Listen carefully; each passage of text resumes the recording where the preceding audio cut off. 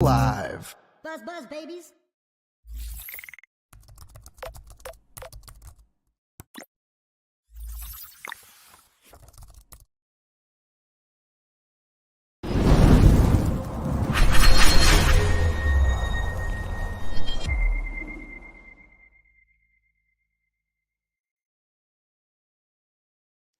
Hey, Buzz Buzz babies, and happy new comic book day. We're halfway through the week. Tomorrow's Thursday, today's Wednesday. It's new comic book day.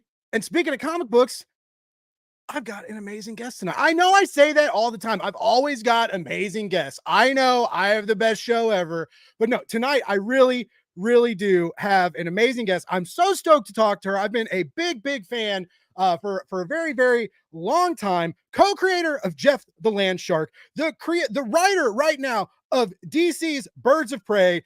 She's written West Coast Avengers. She's written Black Widow. She's written all these iconic properties, and for some reason was silly enough to come on my show. I'm glad though. I'm very stoked. Ladies and gentlemen, Kelly Thompson is in the house. What is up, Kelly? How are we doing tonight? That is quite the intro. Thank you. You're welcome. I like to start things off here so that by the end, when you're like, why the fuck did I do this? Then like we got that perv, right? Start high, we just drag everyone all the way down by the end. So yeah. I get it. I'm into it. I am so excited. Like, first of all, like I'm loving what you're doing with Birds of Prey and the new stuff you got coming out, and I'm so excited to talk about some of your big projects and stuff and what you got going on. But like, what is I've never, I haven't got to talk to you a lot. Like, some people like I chat with online and stuff before the show, and you're kind of a mystery to me. You seem really cool, like, so you put out like, and you have like the best Twitter handle ever, like the 79. I've always been a fan of your Twitter handle, I'm not going to call it X, by the way. It's always going to be Twitter. Yeah, same. But what is that? What is the semifinalists? Like, where did this screen name come from? So the origin of it is it's a song by a band called the Bad Plus.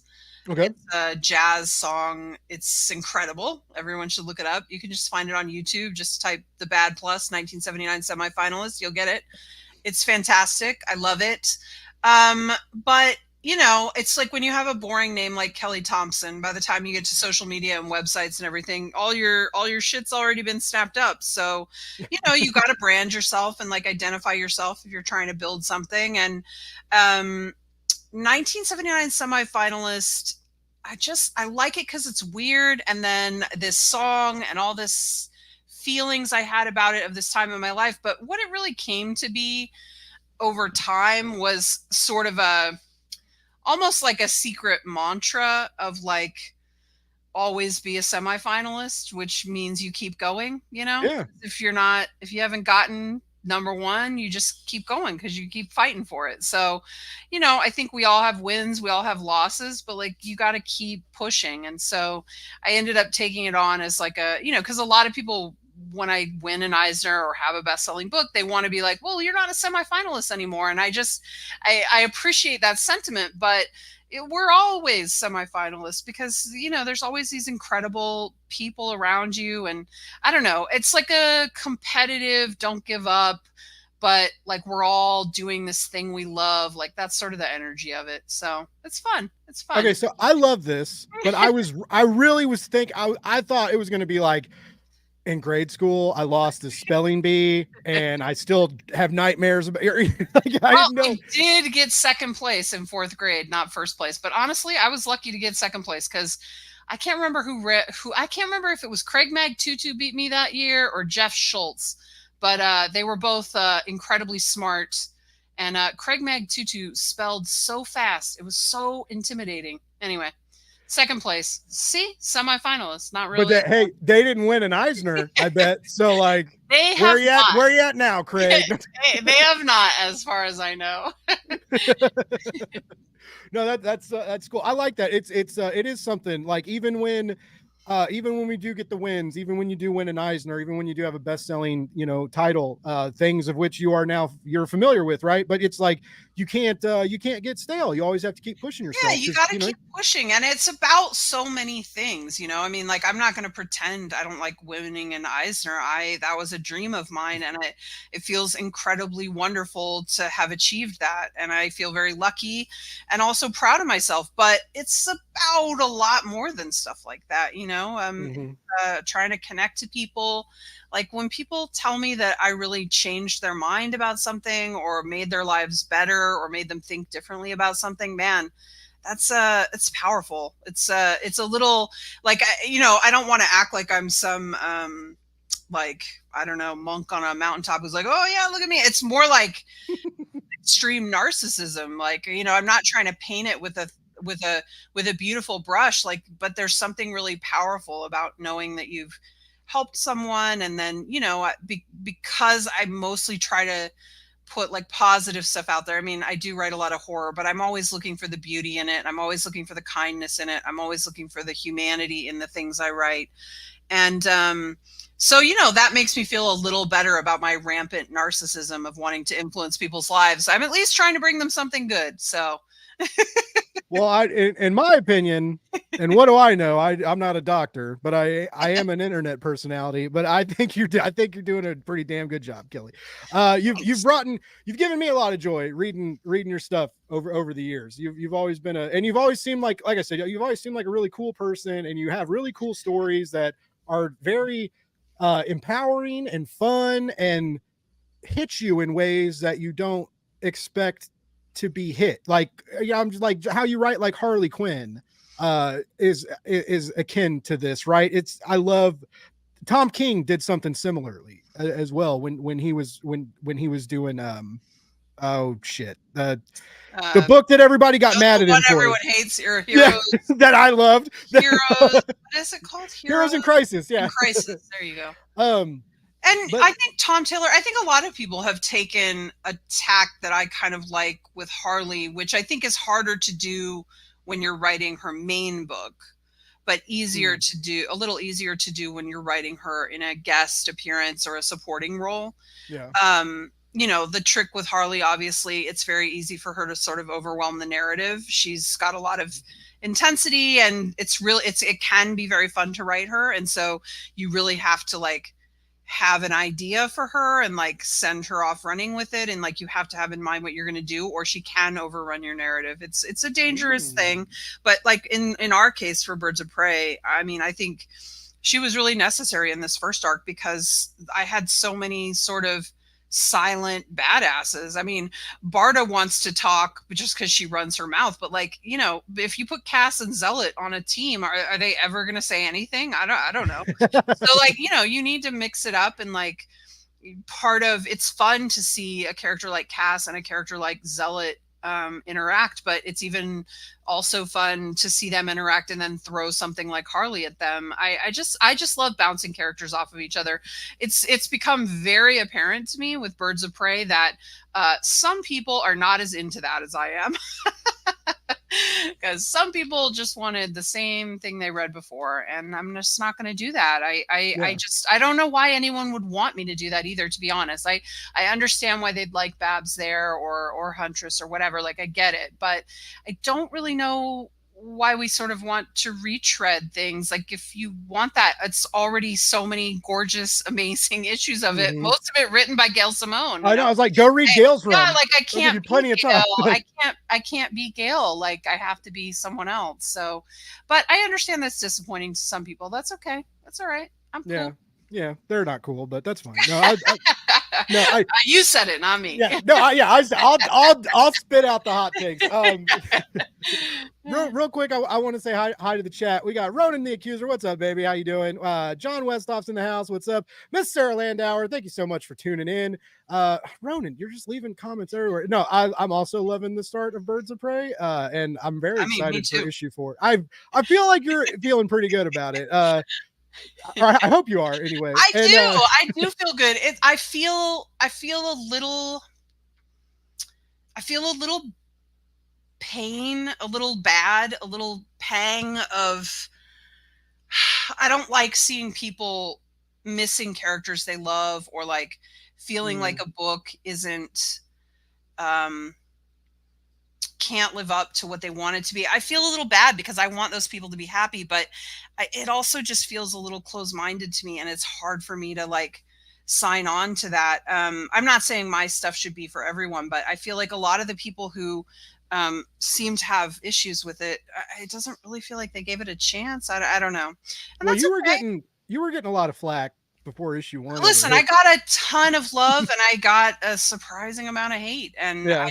I don't know. I don't really get it. I very much think we're doing what the spirit of Birds of Prey is. I also think Barbara is in our imminent future. She's just not in this arc. So, and I think all of that will make sense. I don't know that it'll matter to people. But it's hard. I mean, it's getting more and more like I just have to disconnect from this because I really believe in our book. I think we're making not only a really fun, really cool Birds of Prey book, but I just think we're making great comics over there. I'm sorry, like Leo, and even if I was weak, and I don't think I am, Leo and Jordy are badasses. So the comics are really good. They're smart, they're funny, they're cool, they're fun. You know, I think the plotting doesn't always work out like it's not an airtight seal on every single little thing. I mean, I think sometimes when I make plotting choices, I maybe err to the thing that I think is going to be more fun to see or more enjoyable to see. Does that mean it's not the best plan of all time? Okay. Sure. Is it the most fun ride you'll have though? Yeah, I think so. Like, that's what I tried to pick. So I don't know. It's hard. It's hard to feel bad about something that like you're sure is quite good and you're really enjoying doing and you're enjoying people's response to it. But I do feel bad that some people are sort of left out. But I think I feel like they did that a little to themselves. Like, oh yeah. I mean, I understand a principled stance and I can respect it, but like, I'm not trying to hurt anything you love. And then you're just saying you don't want this because it's not the exact same as a thing you had before. What sense does that make? I don't get it. Yeah, I've never understood the arguments for like I'm not a big canon nerd, right? Like I like it when y'all come in and shift gears and get weird and have fun with it. Well, like I think that's the beauty of comics. Yeah, but the funny thing for me is that I'm pretty respectful of canon. Like I think anyone who looks at my old stuff that really has to dig into it, like Captain Marvel or my old Rogue and Gambit stuff or whatever, I don't try to be slavishly devoted to it, but I try to really respect it. I learned a hard lesson when I was writing Rogue and Gambit. Fortunately, I learned it before I started putting the books out. But when I was doing research and building that, like I really did have an instinct to like throw away all the stuff I didn't like. And as I was working on it, I was like, you know what? That story is somebody's favorite. Like I fucking hate it, but someone else thinks it's great. And maybe it's not my place to just trample all over it, And so I try to be pretty respectful of that stuff. And I think I've done that in Birds of Prey too. I just think for some people, no Babs is like a non-starter. And I don't know, it bums me out a little. I tell this story a lot, which about me being closed-minded myself as a fan. And I was already starting to work as a creator, but I was still more of a critic and everything. And I was really mad when Bruce was going to die and Dick was going to take the cowl. And I was like, listen, I love Dick Grayson, but I love him as Nightwing. Why does he need to be Bruce? Bruce is Bruce. Like, why are we doing this? And I was really against it.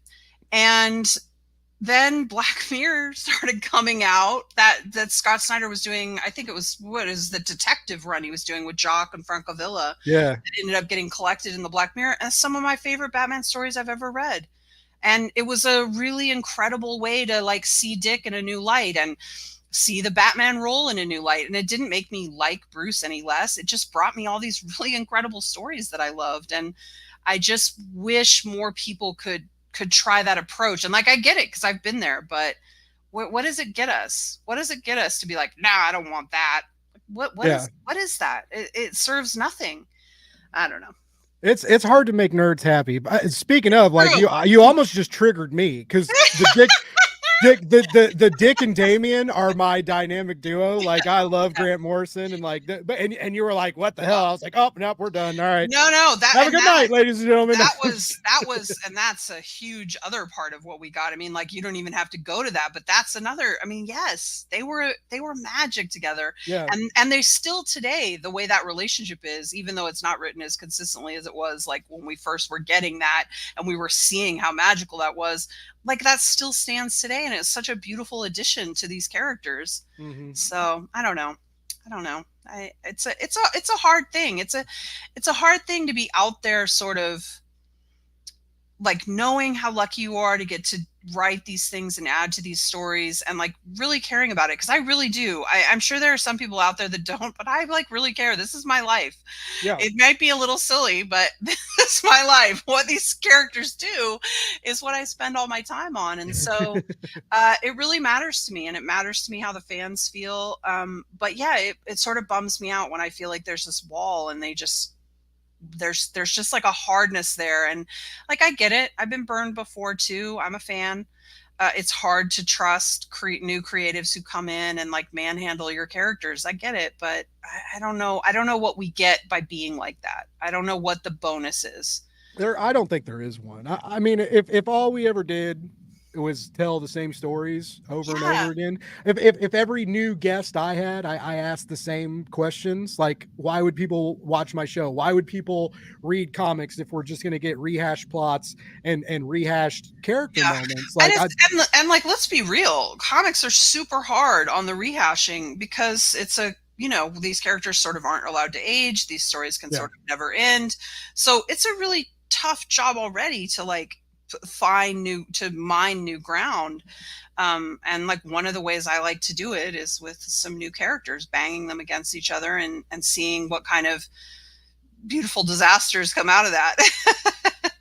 And you have quite the beautiful there. You have so many beautiful disasters actually, like working alongside each other in Birds of Prey. And I still remember reading issue because I reviewed the first issue and I remember reading the first issue and I loved Gotham Academy, right? So like that was just like a special little thing Yeah. that I found myself as a person who grew up with like Harry Potter and watching that all get like traumatized and tarnished and disgusting because of who made it, right? Like I'm always like on the look for like a new fix in that regard. And like, you know, Gotham Academy is can kind of fit that niche. Anyway, I loved it. And and I can say this now because it's already happened, but like when I couldn't say this when I wrote my review because it was brand new, but like, oh my God, when you brought maps in, like what even made you think to do that? Like what? Because I love her. All right, so okay. So, I just love her. I mean, that was honestly like I've seen so many weird motives ascribed to uh my choice in Birds of Prey that like DC handed down some direct, like literally they were like, do you want to pitch it? I was like, yeah.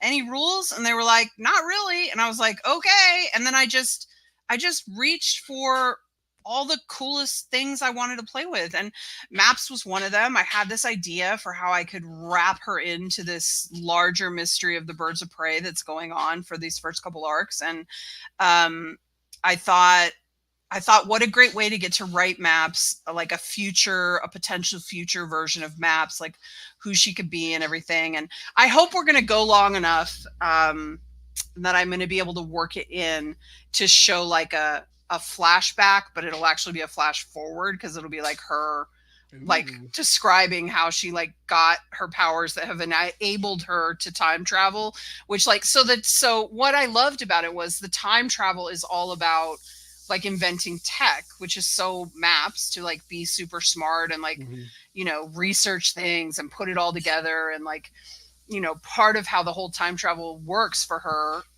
is about researching areas, because she can only time travel into certain locations at certain times and things like that.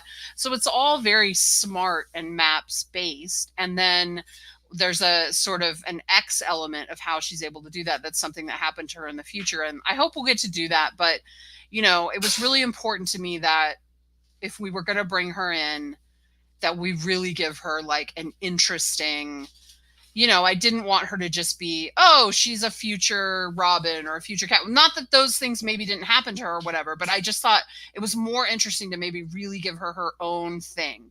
And like, I just love her. I just love her. I was very excited to see the reaction to that. It was a hard secret to hold on to. I But, bet. but I bet. because everything, we knew the team would be revealed, but most of the team before we got to it. And we knew that like a lot of the Wonder Woman of it all and the Themyscira of it all was going to probably leak or be teased as well. And so it was like we only had a couple little secrets that we could really hold on to for readers. And that was one that we managed. And I was very happy. Nice. Yeah, I was super happy too. And We I'm did, really oh sorry. no, I was just going to say we did probably, maybe we could have gotten a variant cover with her on it though already if we hadn't tried to guard the Oh, secret. if you didn't hide it. That's the only bummer. That's the only bummer maybe. But well, one day. I mean, like, so you right now, like, do you not necessarily like have a end game in sight? Like, or like, are you like hoping you're like I'm gonna ride it till DC kicks me off the car? Or like, well, I mean that, yes. But I think I don't know, because it's my first ongoing with them. I don't know what the protocol is as far as how often they approve things. I think we were approved for a year right out of the gate. Ooh. And the plotting. So after this arc goes through 6, and then we've got, sorry, my voice. And then we've got a 2-parter for like 7 and 8. And then we go back into a 5-parter that should be 9 through 13. So I think we're approved through 13 basically. But I don't know how I'm not privy to how all that works or when they approve those things or whatever. But if the book's doing well, we'll keep going. I think. Yeah. Like if you're making money, they gotta keep going with it. Well, I mean, I guess they don't. I don't know. I've been watching Hollywood and media companies do a lot of weird shit over the last few months, but it's true. You would think if people are buying the book and enjoying it and talking about it, they'd be like, oh, let's let Kelly keep rolling. Like, yeah. And I mean, it's harder to track sales than it's ever been really, which is frustrating, but I did see some stuff recently that we're really doing well. So, nice. I think we were in the top 20 for issue 2 or 3. Hell yeah. Yeah. Get it, KT. Yeah. Let's go. I mean, we should be. Look at how good it looks. It's so good. Leo and Jordy are so good. I can't handle it.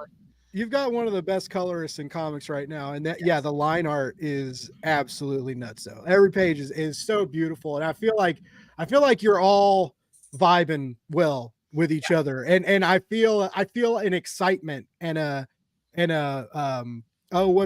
feel like a chemistry when I read this. Like you can just tell like you're all having fun and happy to be here. I do have to mention my buddy Dan loves Marvel and he loves your Captain Marvel run and you just recently had your volume 1 omnibus drop. Like, hey, like you got an omnibus. That's cool, right? Yeah, and great. I think the volume 2 got greenlit, right? That's gonna happen? I believe it did. And then we also got that weird sort of Captain Marvel volume 1 that's like basically all mine and Carmen Carnero's stuff plus a 2-part mini thing. So that's really cool too. I mean, that's much cheaper done. I mean, like the omnibus is like really beautiful and deluxe, and this is sort of like the cheap and dirty version, but it's still fun because I just wanted to get out there, I mean, yes, I love the beautiful editions and hopefully I get more royalties on those, but don't be cheap, ladies and gentlemen. Go out there and buy that omnibus. What are you gonna do? This is the thing that you can buy at Walmart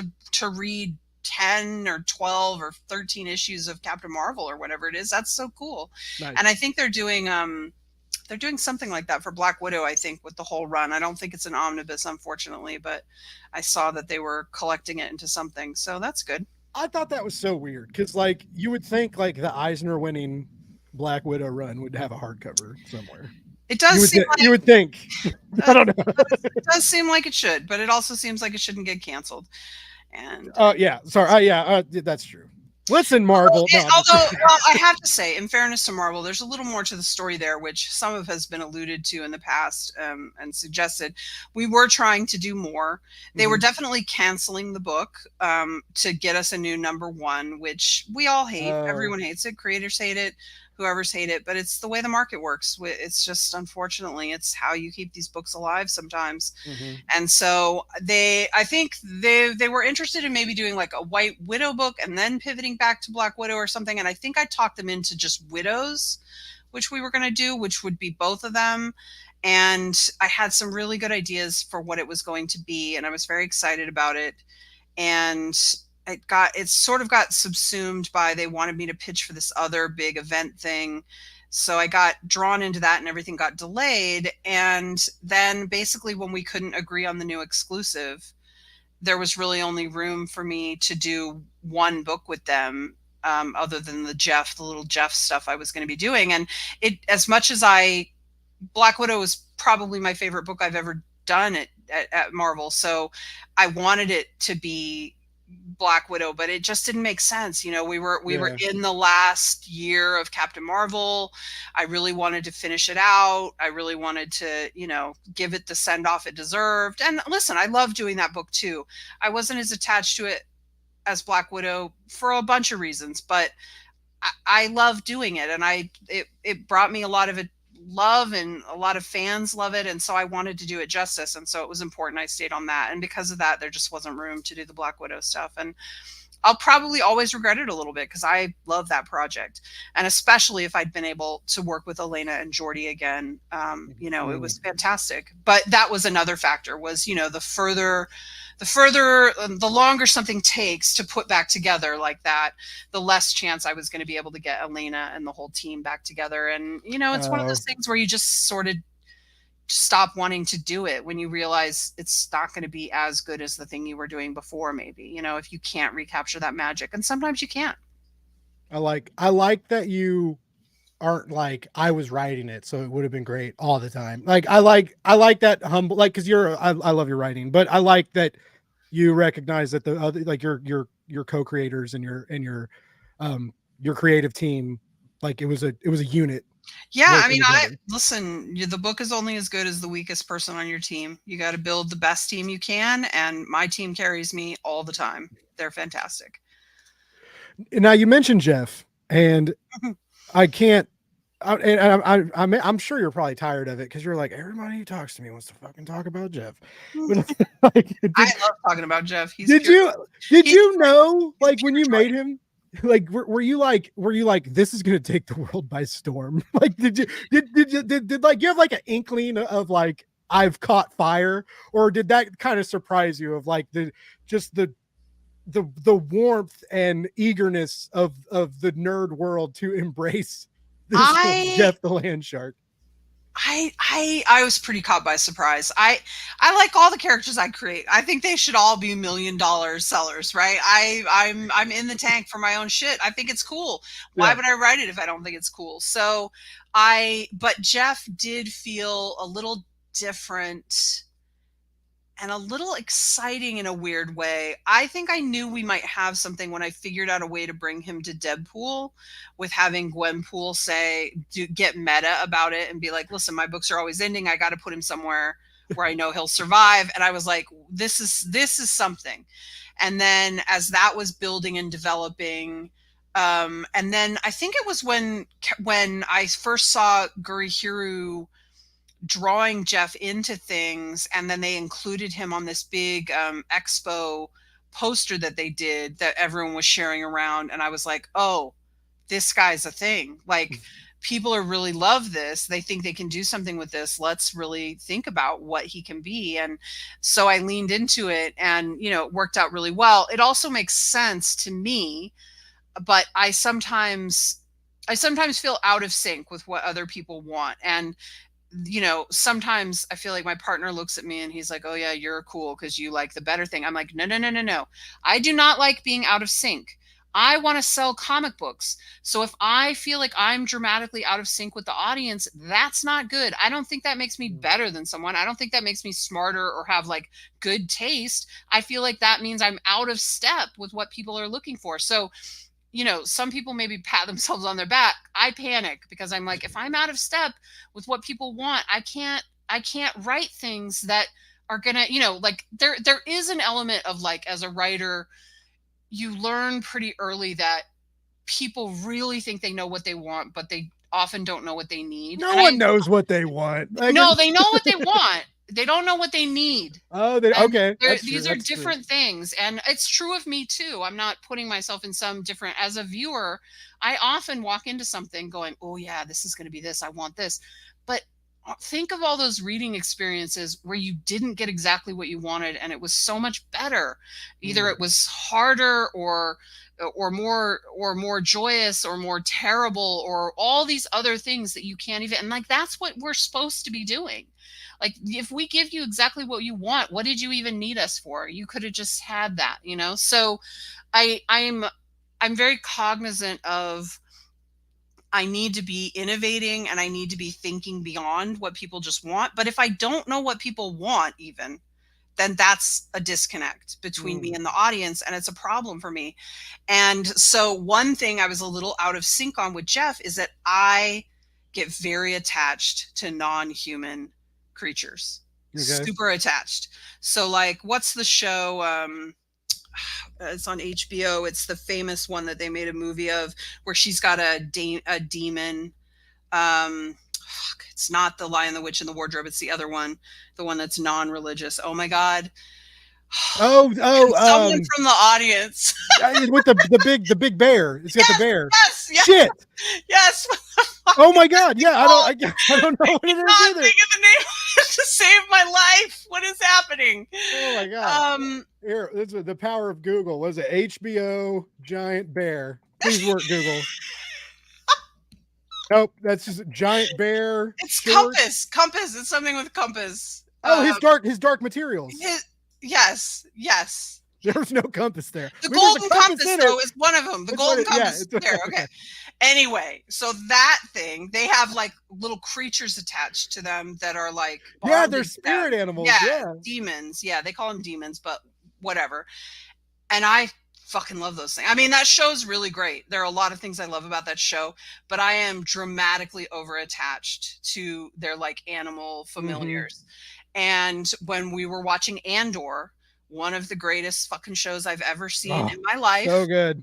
Incredible. So good. But I was near tears toward the end of that show. I was like, if this fucking robot gets killed, I am going to lose my goddamn mind. It could kill any human being on the show, and I'd be very upset because I was very attached to a lot of them.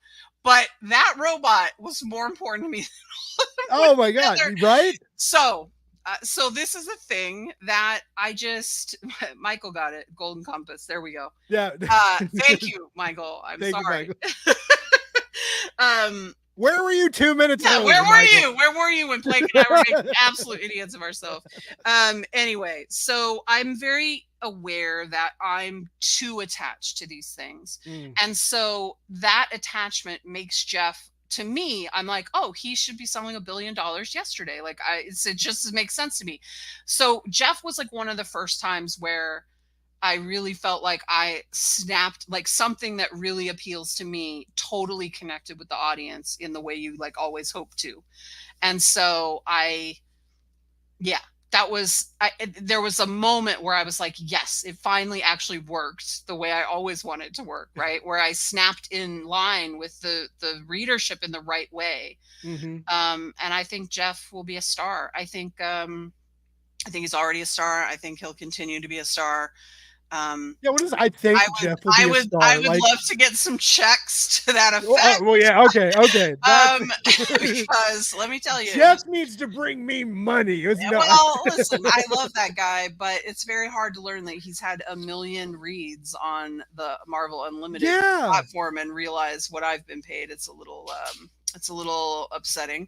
That's the bummer about this industry, unfortunately. It's a very big problem. But it's what sucks, I think Jeff will be in a fucking corner box sometime soon. I mean, listen, I've got a whole drawer full. He's only been alive for like 3 or 4 years. I've got a whole drawer full of amazing like convention swag that people have brought me or I've bribed them to bring me.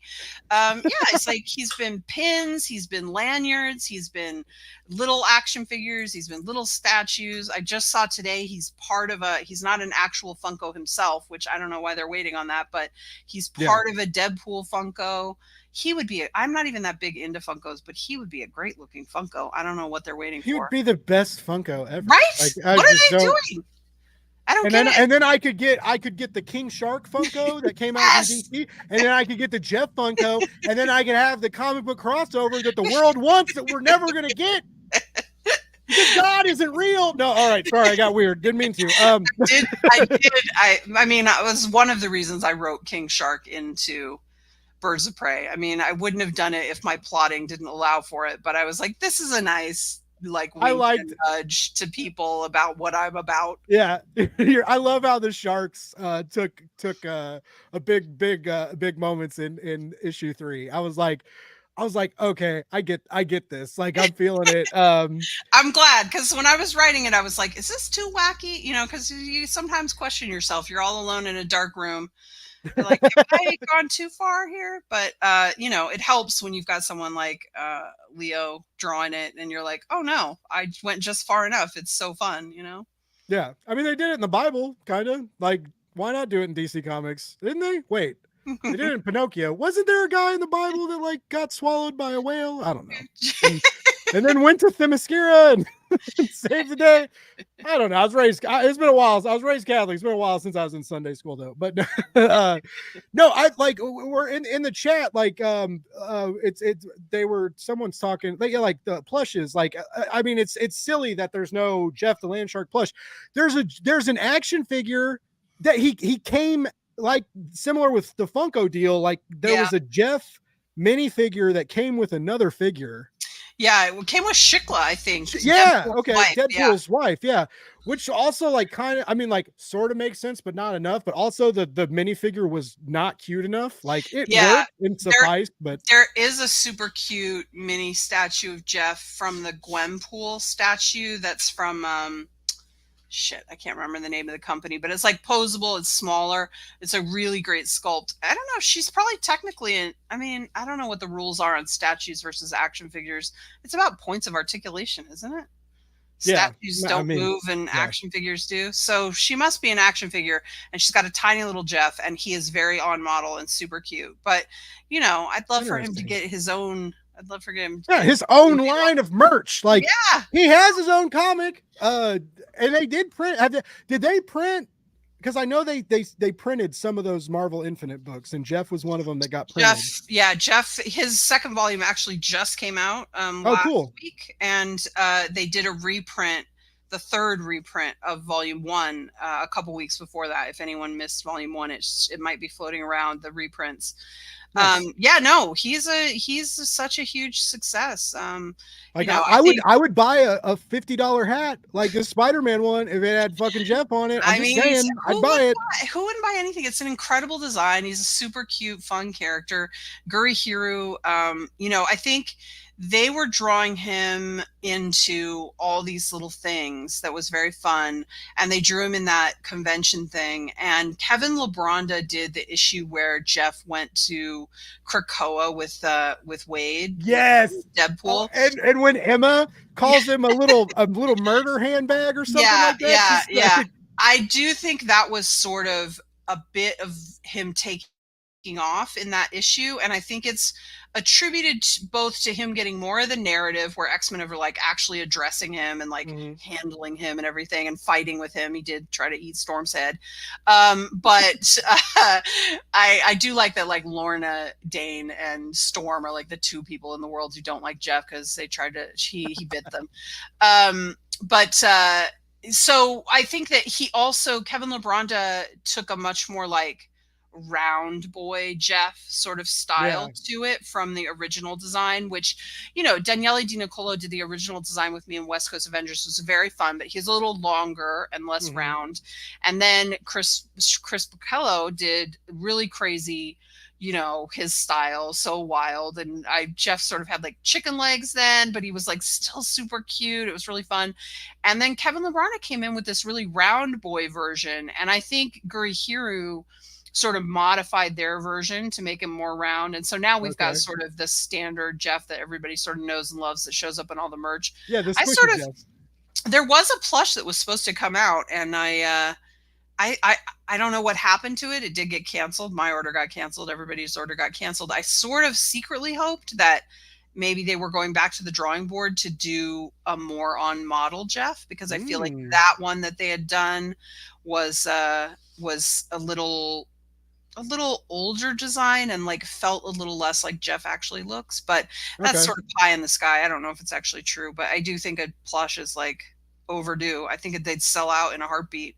Yeah, like, do they not like money? Like, look at Gus from fucking Saga. Like, yeah. Oh my God! Like, everybody loves that little dude. Yeah, like, you just sometimes you strike gold in weird places. I have it on quite high authority that Marvel likes money too. So I don't know. I've heard. It's a rumor. I heard Disney likes it too.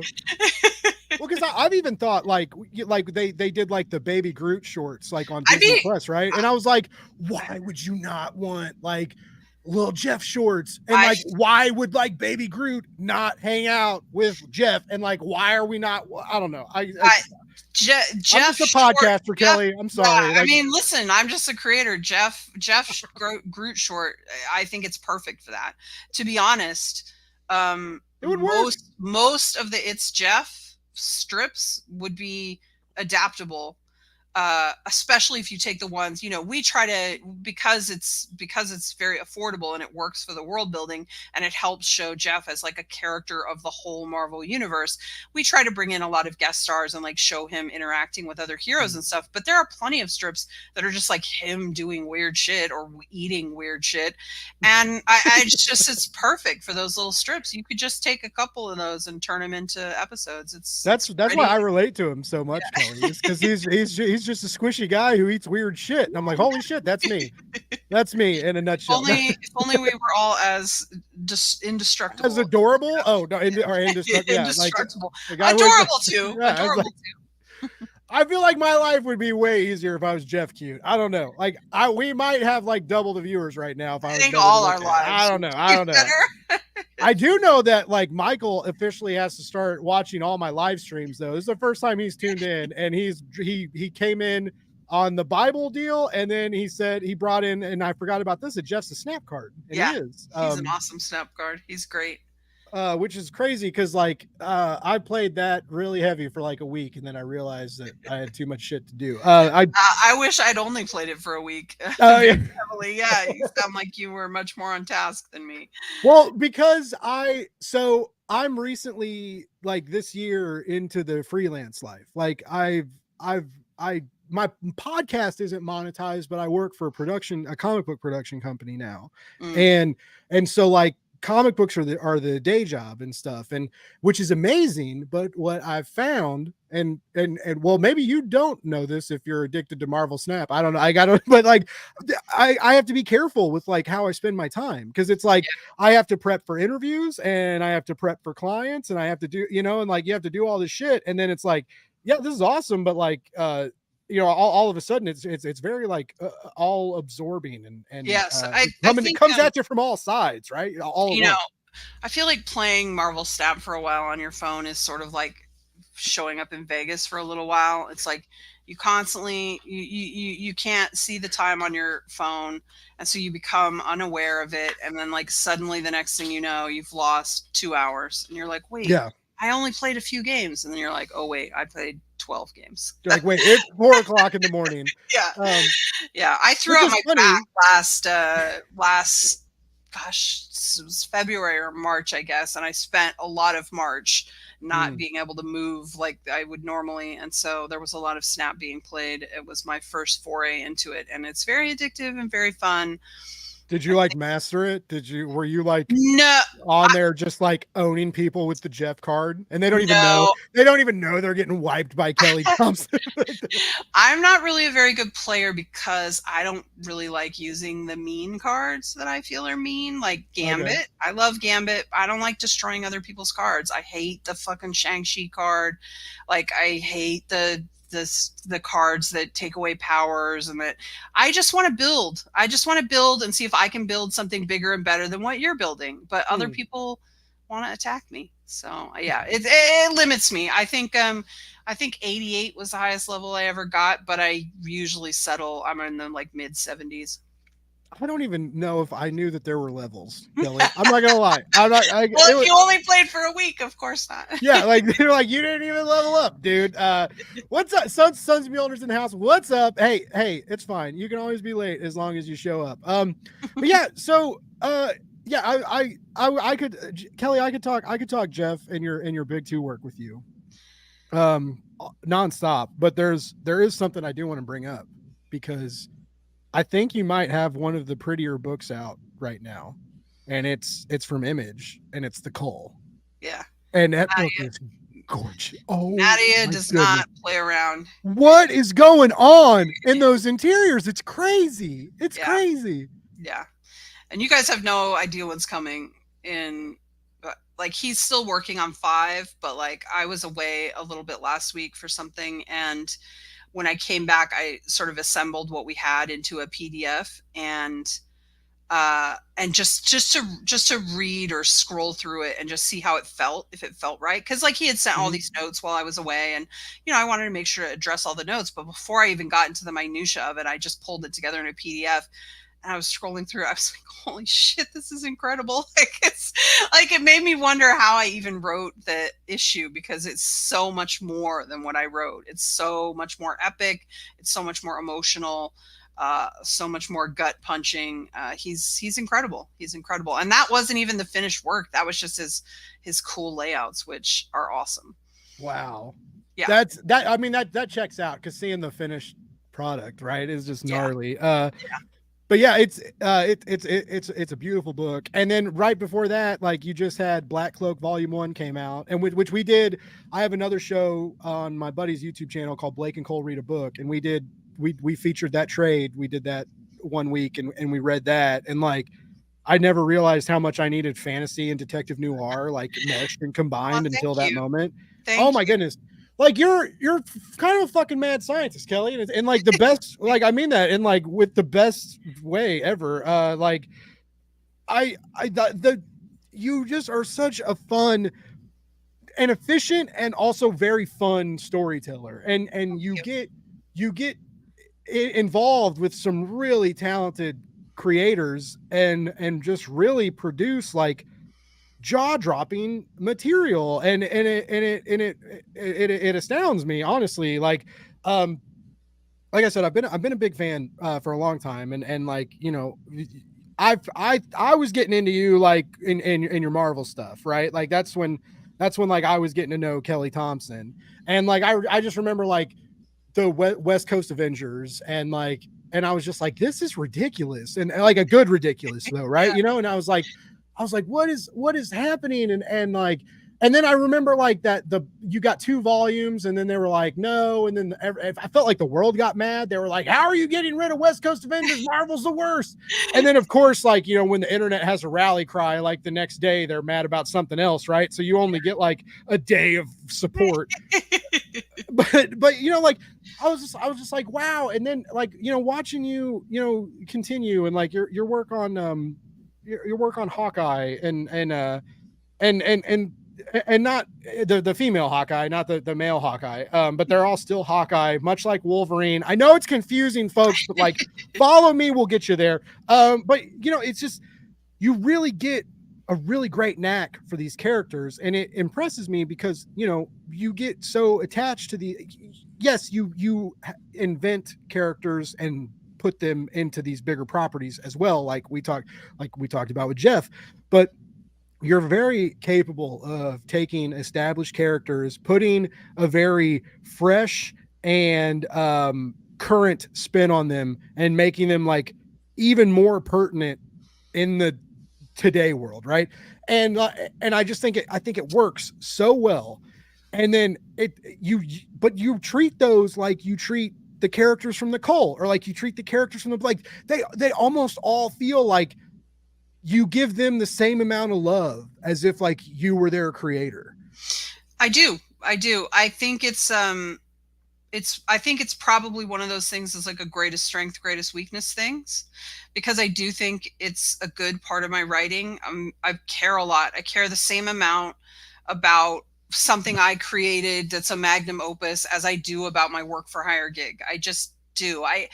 I think it's not because it's not anything special in me. I just think it's hard for me to turn it off. If I'm going to spend time with it, I get attached to it. And so I end up caring no matter what. But I do think that there's a downside there. I mean, it keeps me from being as prolific as I'd like to be. You know, if I could dial it a little bit so that I could be like, well, you don't have to spend 1,000 years on, you know, this Nancy Drew story, which is a cool character that you like, but you know, she's not the be all end all for you. You know, Okay. Dynamite Comics is a place you write comics one time. Like, do you need to put all that out? So I think there's a thing where it's like, it's maybe not the smartest play to make all the time. I'd probably have more books out and I'd maybe be more famous and I'd certainly have more money if I would be a little smarter about how I turn that You wouldn't have dial. to slum it up on these Blake's Buzz live streams to be like, nah, dude, like I don't. I try to do a lot of interviews and podcasts and stuff because I don't really go to cons and do signings. So I try oh to. really? Yeah, You no. don't you don't like what is I mean, I know they're a It's clusterfuck, but like it's you not most like it or no. It's mostly just to protect my privacy. okay. It's a lot of. I mean, I get a What lot of. is what I don't even know what privacy is. I get a lot of love. I get a lot of love, but you know, I also get a lot of death threats and shit. So Yeah. It's you know, it's hard being a female creator in comics, I know. yep, Like or yep. it's hard being a female creator in numerous fields. Guys are dicks. And and it's usually guys. I know, like, you know, it's just, I Yeah, I mean, mean, the number of times, I mean, women say mean shit online sometimes, but the number of times one has sent me a death threat or a rape threat are zero. So yeah. it's just not a woman's problem issue. That's But so fucking you know, and stupid some of and it's that's so also mad. just my health. You know, I'm a fat woman. I have a not great knee. Slubbing through a con. It's not always the easiest thing. So I'd love to start going in some small capacities because I do think that I'm paying a high price for that privacy. And I'm also asking fans to pay a price for that in that they feel like they probably won't ever get to meet me or whatever. And that sucks because, you know, a lot of them are really great and most of them are really great and they're really kind and supportive. You know, I've got this Substack now and it's like we Mhm. built a little community there and like those people are awesome. Like I would love to see them at a signing, you know? So, it's I'm true. just throwing this out there, Kelly. I used to be a bouncer. I was a bouncer for many years. Hmm. So if you would like to hire me to be your like Tom King-esque bodyguard like that he had for a while, I'll take it under I'll advice. do it. I'll do Thanks, it. Or at Mike. least if you want to come to Kansas City Planet Comic Con, I'll at least do it in Kansas City. That's a deal.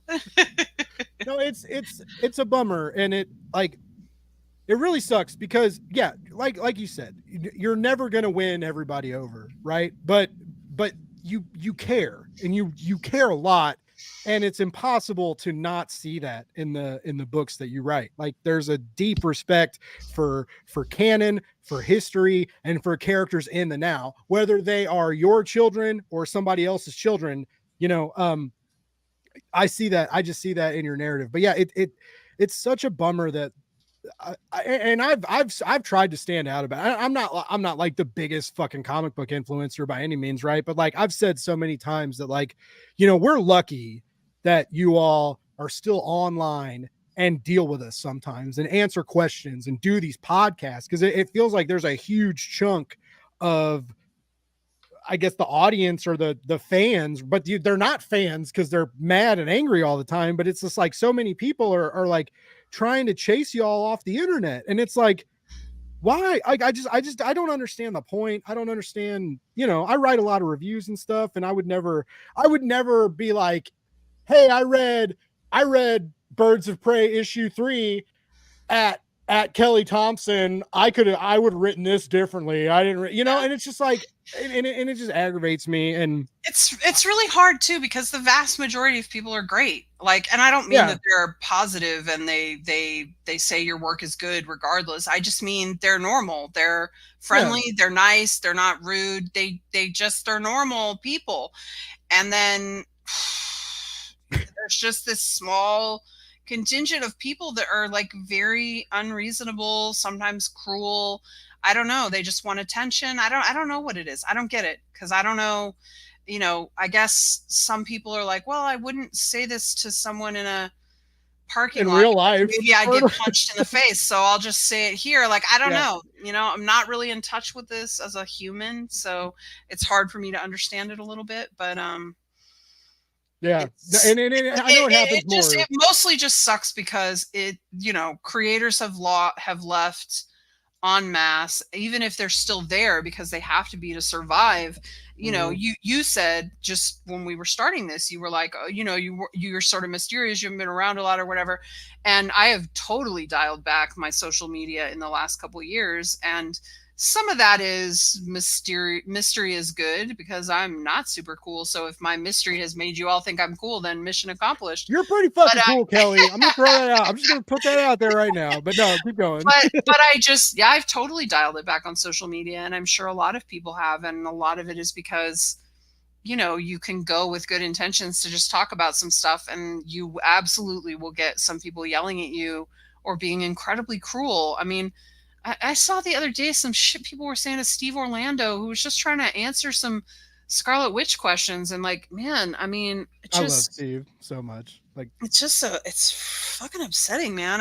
Those are real people. Like, I understand you're really attached to your characters because I have the same thing. I've just spent a lot of this podcast talking about how attached I get to the stories I'm writing, to the characters I'm writing, to the characters I'm reading. I am a fan. I have that. I have the disease. I'm a carrier. I love that. I still understand that Steve Orlando or whoever is a real human being, and Scarlet Witch is a fictional character, and you gotta draw a line, man. I still don't know if Steve is real or not. Do people look that good with their shirt off? I don't know. I'm kidding. Steve's been on my show a couple. He actually the last time he was on, he sent me a case of beer and a fucking log of Jersey ham. He like sent me beer and food, and I was like, nice. I was like, pretty great. I was like, how do you know you made it as a podcaster? Fucking Steve Orlando sends you a gift basket. I'm sorry to say, Blake, I will be sending you nothing. That's fine. That's Kelly. No, that's fine. I mean that's fine. I won't eat until the next guest sends me food. But no, I'm kidding. I am also a plump person. I eat fine. But no, Steve's been on the show like a couple times before, and we talk and had fun, and it's that's what's weird to me is because even if even if not everything you guys write is going to be great, right? Like of course not. Not everything's a banger, right? Even if it was all great, which it's not something that's so great for you, Blake, is not necessarily so great for Michael here. For other people, and that's fine. That's how it's supposed to be. You can't possibly ingest all the media there is anyway. So, like, let's have some different things for different people. Try. No, I'm kidding. No, I'm with you. It's so crazy because in this world, and maybe I know I'm a little bit different. I know I have a different my life, my press life, my podcast life, my work life. Everything is comics, and like comics have done so much for me. Like this community, Kelly. Like, I mean, you don't know this about me, or I mean, if you did, it'd be weird, I guess. But like, a while back, like one of my dogs, her back legs quit working, and like people donated to it. Like the community like rallied and donated to a GoFundMe, and I got my dog like a doggy wheelchair, and like we made extra money, and we could like put ramps in our house and shit. And then unfortunately we found out that it wasn't, we thought her back legs just didn't work, and it ended up being cancer. It was like a whole deal. But like the other day, like my little cousin, I shared my little cousin's GoFundMe because she's fucking 22. She's not even 22 yet, and had to have back surgery.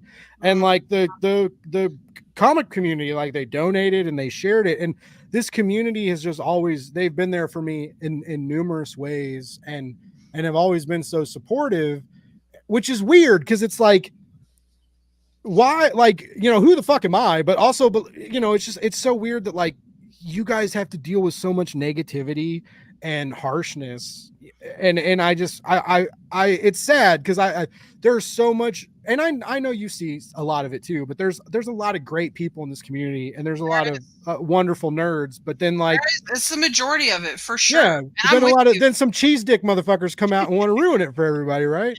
Yeah, I mean, listen. I have the same. I'm really glad that the community came out for you to help you with some stuff. I had a really rough year this year, as a lot of people on my Substack know. You know, I was doing these Birds of Prey sketch variant covers that I was doing sort of humorous drawings on, and I was selling them because I'm having a fucking tax problem, man. And like that community has been coming together to help support me when they can, and like, and they also are just like not dicks about like I'm going through it a little bit and I'm trying to keep everything going and all the Yeah. books on time and the trains running and whatever, but like it's nice to know that people get that you're human and that they're there to help you and they understand too. And I've been very, you know, especially as social media has crumbled, I've been very grateful for Substack and the people that have followed me there. It's been pretty fantastic. I love Substack. I know it gets some shit. It has There's some people on it. there are legit complaints about how some of that is run for sure. Yeah. But so there's so much good stuff on there. I mean, Yeah. that Well, makes it's the it same worth with it. YouTube, Kelly. Like, I mean, Yeah. if we were all like, I'm not Well, going to use social media platforms that yeah. cater to assholes, That that we would all be in our homes by ourselves staring yeah, at the exactly. wall. That was the argument that I made when I first launched. Actually, back in 2021, and it's still in like the bio, like the information, frequently asked questions section. I was like, there's no purity test here. Like Twitter can't pass a purity. It certainly can't now. Blue Sky, it seems great, but it can't pass a purity test either. I don't know these Yeah. people. I don't know what they're doing. I don't know I can't, but I'm a small time person trying to make a living in a really unsustainable way. And like, I'm going to have to use some of these platforms and things. I can't go off and invent all my own stuff just so that everything's perfectly clean. So Yeah. anything I try to use, anyone I partner with, there's potentially problems there. I just have to like make the best choices I can and like make the, you know, try to protect my audience as much as I can from anything that's, you know, not so great. But I like that. Are you even on Blue Sky? I don't think you're on there. You yeah, are? yeah. I've been giving out codes. I've been giving out codes on my Substack to get. I wish people would. I have like, okay, so because I work for like I mentioned, I work for production. So like our production, like I have like 4 different fucking Blue Sky accounts for like for clients, and so like I have all these codes, and I'm like I probably have like 20 codes, and I'm like I will get you on here. I just want to get rid of these fucking codes, and everybody's like, dude, we're on there, like, but no, it's a nice place. Like I don't know if it's great for promo, like when you have new books coming out and you're trying to hype stuff. It's getting better for that. I think it's growing every day. It's growing, getting better every day. I think, you know, if you're trying to do a one-to-one comparison with the old Twitter, you're going to be disappointed. But I think the thing to compare it to is current Twitter, which is dog shit. I mean, I don't know about you, but my engagement down there is, you know, if I post the same thing on Twitter and the same thing on Blue Sky, I'll get similar levels of engagement on both, even though on Twitter I have nearly 50,000 followers and on Blue Sky I have 3 and change. So it just speaks to how much of the trolls and bots and the advertisements and everything have like buried everything. And like, so my posts probably aren't getting seen because I'm obviously not going to do the Twitter blue shit or any of that stuff. And so what's even getting seen is just so small now that it's like, what are you gonna do? So, you know, we're all just out here trying to figure it out, doing our best. It's hard though. It's hard. Says you. I'm sort of trying. I don't know if it's my best. No, I'm kidding. I'm just joking. That's a joke. I'm doing my best there, clients, if clients are watching this, please don't fire me. I swear to God, I'm working as hard as I can. No, but Sons of Mjolnir says everyone, and they're the Marvel boys, but they grab Birds of Prey because of your name, and they're loving it. So yeah, those losers, yeah, and it's a very, very true. And Michael Beck saying he doesn't get the flack for Steve's. Yeah, Steve, I don't get anybody who it's one thing to read somebody's work and be like, I really like this and I really connect with it. And one of the reasons why I'm lucky and this stuff is I am to the point where I am lucky enough to reach out and people are like, oh yeah, maybe I'll go talk to this guy because he has like some followers, and I've heard, maybe I've heard about her. I still don't know why Kelly agreed to this. I sent her an email, and she was like, fuck, you found me, I guess. And but come on, I should have come on sooner. In fact, it's overdue. Well, I didn't ask you until I did strategically plan it though, because I wrote the review for. I've wanted to interview you for a while, but I wrote the review for Birds of Prey, and then we had you on Blake. We did Blake and Cole read a book for Black Cloak, and then that's what I hit you up, and I was like, hey, would you like to do an interview? I greased the wheels. I know the game. I get it, but no, it's a weird world, and I'm happy. I'm happy and appreciative, not just as a press, but like as a comic fan. Like, I'm glad that you still try to find ways to interact with your audience, protect your audience, as you said earlier, give them a cool place to nerd out, right? Because I know it's hard. I see the things that you all deal with, and it breaks my heart and it bums me out, and I could never imagine. I don't know, man. I used to, like I said, Kelly, I used to be a bouncer. I used to be a prick. Like I used to really be like, yeah, fuck you, hit me, bud. See what happens. I used to live that life, and now I'm like, I'm very like customer service oriented, right? And I'm like, but how does this make you feel?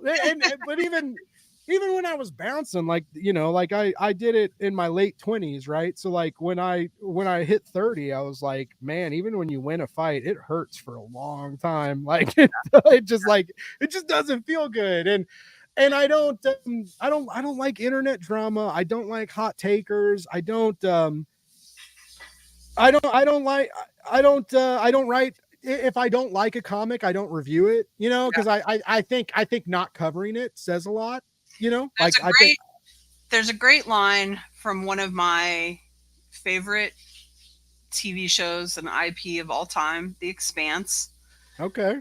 In season five, a character, an incredible character that we all love, is told that hate is a burden and you don't have to carry it. Ooh. And I honestly think it's incredibly freeing words to hear. You don't have to carry that around. You could just let it go. You let it go. Just let it go. Go do something else. Time out. Real quick. Are you cooking right now? Are you in a kitchen cooking something right now? No, sorry. My partner's doing some dishes, I think. Oh man, I was like, I love to cook. So I was like, I heard some sizzling. I was about to be like, what's on the stove? Let's get it. No. I am planning to make some fish later, but I think what kind? Okay, whoa, hold on, time. What kind of fish? What I'm are we doing with it? Do some tilapia. I've got a Parmesan crusted tilapia, and then we'll do asparagus and couscous, I think. Okay. You do any kind of marinating on the fish, or you just the recipe I pulled up, it's not a marinade, but it is like a crusted topping, like sort of not how you drag fish that you were going to fry, but with a top pressed down onto it, like a Parmesan grated. You sear. I love how when you sear Parmesan cheese onto something, it's healthy. But then if you deep fry something, they're like, you're a fat piece of shit. You're going to die early. No, that's why we picked tilapia and also the asparagus and the couscous. Keep it light. All of these things, like, it's all good. I love this. I could talk food all day, which I'm sure you're like, Blake, we're at an hour. I told you, fucker. No. Well, you bring up food. I probably can't talk food all day because I'm not a very good cook. But well, that we tried. Now all right. We need to do a live stream again sometime. Me, you, Steve, Orlando talk shit on the haters and throw recipes around, and we'll get you bouncing around, because like I can kind of cook. Steve is on some weird shit. Like Steve is on some, like, Steve likes to cook with stuff that like most people don't cook with. He likes to cook like the throwaway meat and shit like that, like beef cheek, and also like he's gnarly. I love that guy, seriously. And I love what he's doing in Marvel, and I love what you're doing in DC. And I'll I'll be that guy online that like I'll die on these hills. I'll be like I'll stand up and fight for you. But that's not the right way to do it either, because like that's what aggravates me about social media and the internet is it's like when you stand up for your friends or what you believe in, you end up giving a platform to the bad people. Yeah, and I don't know what the real answer is ever. You know, I just all I know is like, let's start a YouTube channel and interview creators. That was my answer to everything. Yeah, but that's a great answer. Like that's a great way to do it in like a positive way and like add something. It's good. It's good. And congratulations. Well, thanks. That's all I wanted, Kelly. It was you to tell me congratulations and I was doing a good job. It took an hour and 10 minutes to get there. Damn. Mission accomplished. I think that's where we started. Like for real, Kelly, this has been so awesome. Like again, like I've loved your work for a very long time, and getting to talk to you was great. Like you're very, very easy to talk to. You're funny, you're charming, you know, like I'm always scared. I've been very lucky in the guests I get for this show. And people have told me that like I'm good at like getting people, like I'll get people to talk, but yeah. I'm always scared that like I'll get that one person who I'm getting all excited. I'm like, yeah, and they're like, yeah, that came out yesterday. No, I can tell you and I have a very similar thing where it's very natural for us to kind of talk in this way. And it is sort of like hitting a wall when you encounter someone who's not sort of, I don't know, like social, I am. It's hard. It's like a social lubrication, I think. That's like some people are just pretty good in that scenario. It's almost like it's a little bit of lost art, especially as we get more and more separated and more about technology. But it's almost like a little bit like being a con artist, like just a tiny bit of where like you just know how to sort of lubricate a situation to like make people comfortable. It makes you a really good host. I can tell you have it. I'm pretty good at being a guest because I also have it. Like it's a survival skill, man. You learn it and it helps you in meetings and pitches and interviews and life. You know, it gets you a job when you quit your day job. You're like, but it's definitely a skill that you learn, and not everybody's got it, and it can really hold people back who struggle with it. I know a lot of people who, you know, really that does not come naturally to them, and you really got to work at it. And so we're lucky. We are lucky. We're lucky. We're lucky, and I'm very lucky. I got to interview you because I was lucky to be on. I had a great time. Well, good. I'm glad. I always let people know, you know, like when you have fun on the show, you know, anytime you want to come back, always welcome. With whatever next iconic DC franchise you take over, or Marvel franchise, or when Hot Toys makes the Jeff the Landshark $200 action figure that we've all wanted for so long, whatever happens, I would love to have you back on. But I know you got stuff to do, and I know you got a kitchen to clean and a partner to hang out with and an interview to decompress from, because I know I can be a lot sometimes. But like you mentioned, Kelly, you got the Substack, and I know you're still on Twitter. Where like shout that out. Like, where do we subscribe to you? Where do we keep track of you and keep track of all the awesome stuff you're doing? Yeah, I mean, I'm still on Twitter, but I'm trying as hard as I can to be not there. So it's so hard though. Yeah, it is hard, and I also feel sort of a weird responsibility to people who are still there. So yeah, right. Like we have to like keep it sane and and I just feel like I don't want to abandon them there. I don't know. Anyway, so but I can't leave you in the Walmart toy aisle by yourself. Like I don't. I'm a bad parent. I don't really give that out anymore. But so on Blue Sky, it's just Kelly Thompson. You can find me that way. And the Substack is 1979 semifinalist.substack.com. There's any comics? Well, yeah, there's a free option on there to just keep up with the newsletter to make sure we don't lose touch with all the social media stuff. And then there are paid options that get you like interviews and process stuff and behind the scenes, and also new comics. And I'm also working on some new fiction that's going to debut there, so like a novel, which we're actually prose, and we're doing it. It's experimental and exciting, but slightly scary. We're doing a sort of thing where it's got a sort of almost choose your own element, where at the end of sections, readers vote on like where we go next, kind of thing. No, for like adults, not for young people. Yeah, I've wanted that for the longest time. Like, why do children Why do these fucking ignorant, useless children get the choose your own adventure books? And I'm out here fucking hustling and trying to like breathe life into an industry. No, all right, I'm sorry. I went off the rails there. But So you should check it out. It hasn't started yet. I've done a couple, like already we sort of crowdsourced the last name of the main character and a few other little things. I'm still doing some world building. I hope it's going to debut in December at the latest. It's called Margot and Layla Must Die, and it's going to be really fun. Well, that's exciting. Well, everybody, like, why would you not follow Kelly and everything she's doing? And also time out real quick though. Like, Michael, do we follow each other on Blue Sky? Will you like tag me? This is the first time he's been in my stream. I like talking to him. Like I would keep talking to you, Michael. Michael's great. I hope I don't regret this. Do you know who he is? Or are you just I saying do know great? Michael. Well, I mean, I know Michael from Twitter and social media. Okay. I was like, are you just being like, yeah, he's not everybody? No, great, I know Michael. I mean, I don't know Michael in real life. I know very few people at this point in real life, it seems, but I definitely know Michael from around the internet. We're pals. Yeah, Michael, make sure you hit me up on Blue Sky, bud. Like I want to make sure we follow each other and stay in touch and please keep watching my live streams because like fuck, I need the viewers. No, I mean, but not just that. Like it's you've commented, you've engaged, you had nice things to say. Like I would love to keep nerding out with you, bud.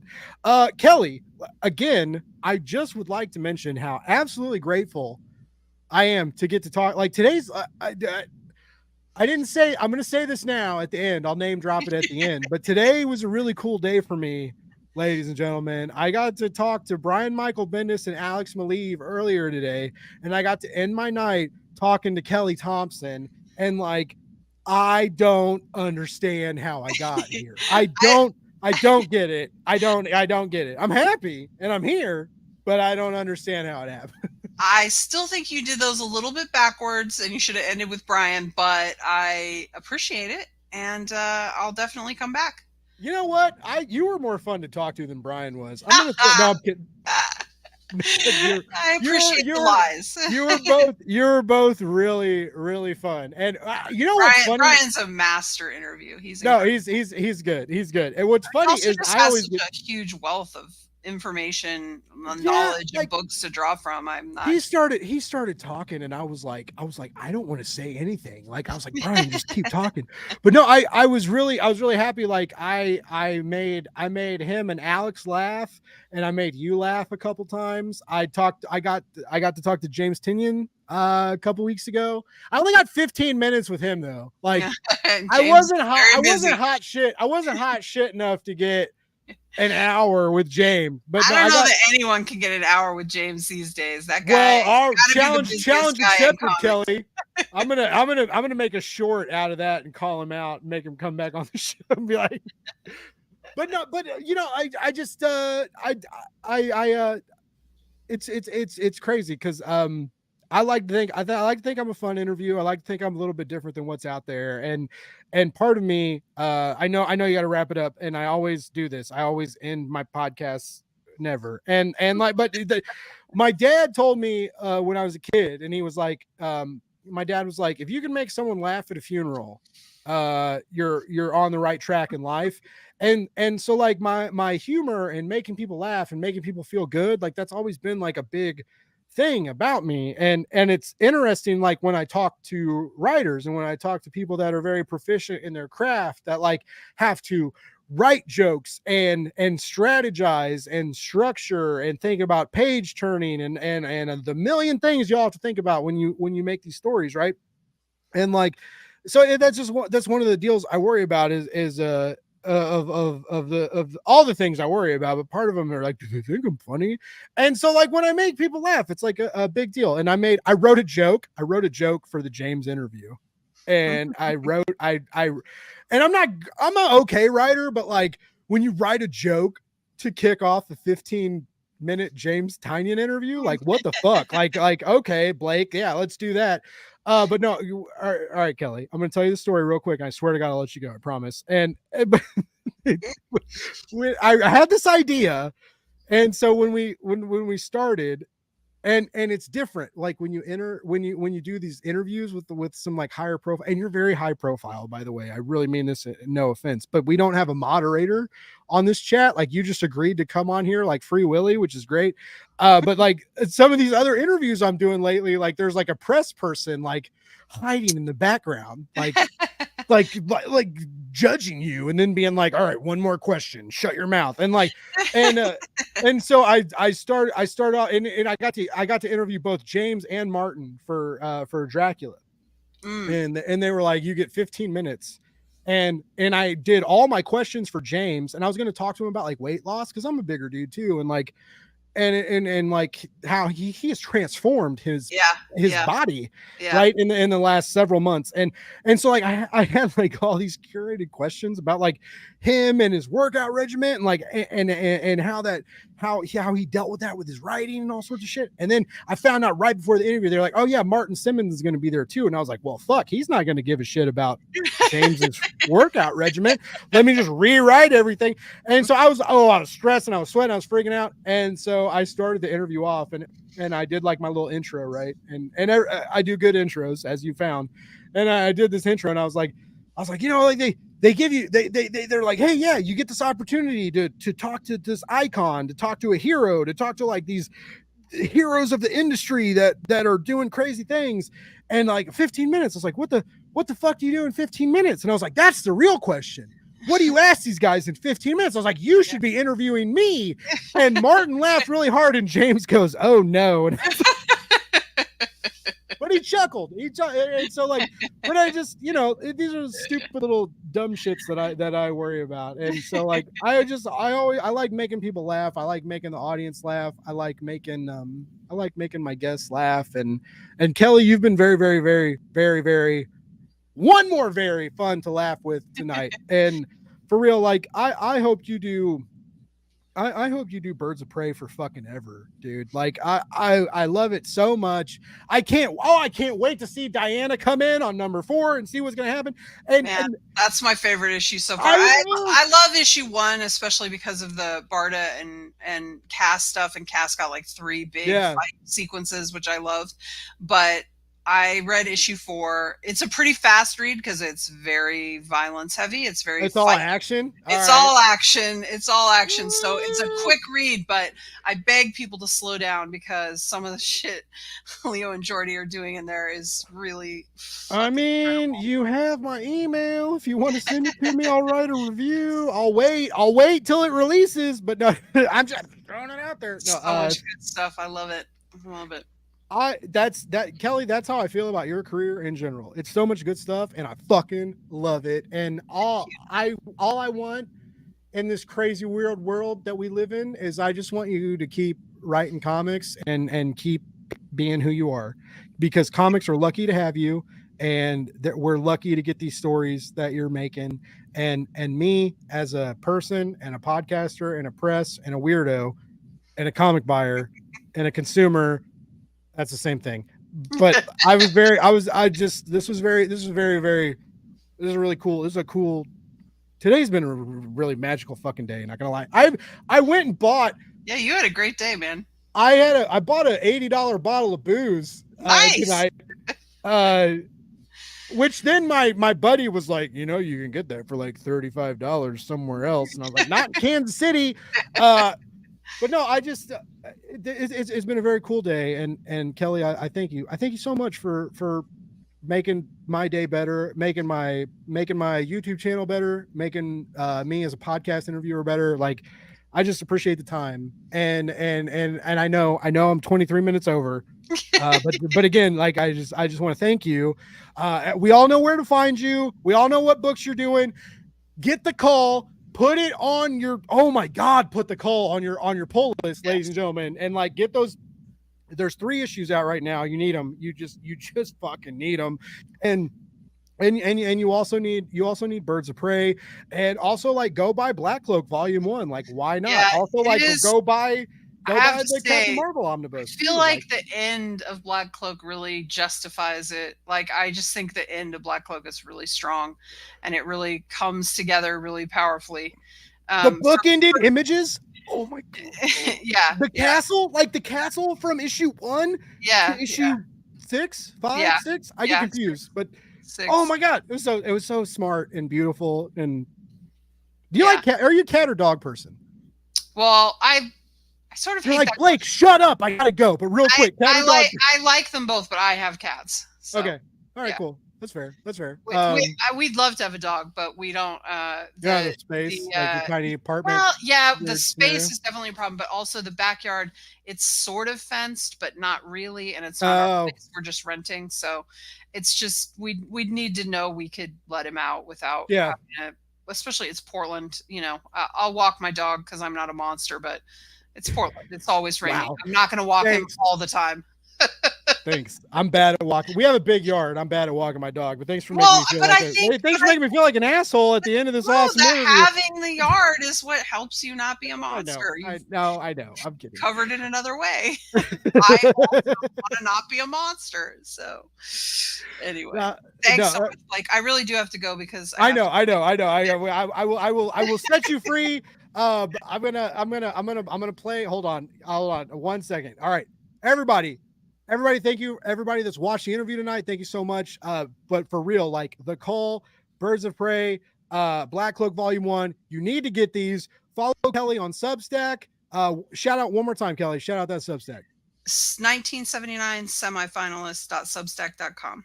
Do it right now, not yesterday, not tomorrow, right now. Kelly, this was absolutely amazing. It was so fun to nerd out with you, and I really appreciate your time. And I'm gonna play the music and set you free. I promise. I'm doing it right now. Thanks so much, Blake. You are so welcome.